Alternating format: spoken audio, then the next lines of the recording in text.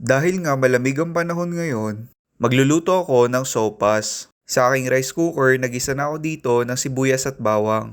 Nung magisa na nga, naglagay ako dito ng corned beef.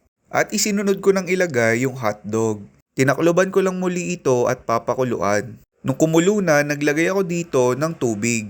At pagkatapos, isunod ko ng ilagay yung mga macaroni elbow.